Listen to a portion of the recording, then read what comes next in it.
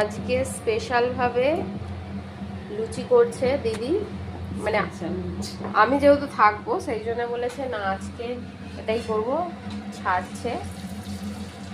আর চানা প্রচণ্ড ভালোবাসি সেই জন্য সেটাও করেছে।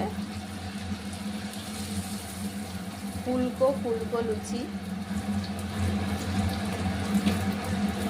দেখো কত সুন্দর লুচিটা ফুলছে।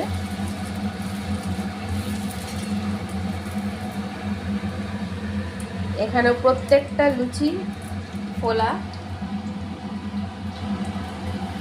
দিদি তার সাথে কি করেছিস? চানা চানা চানা। এই যে আমাকে বলেই ছিল আমি যেহেতু চানা ভালোবাসি সেই জন্য তার সাথে আজকে চানা হয়েছে। গরমা গরম লুচি আর চানা রেডি। এখন গোপুসোনা খেতে বসেছে, তারপরে আমরা খাবো।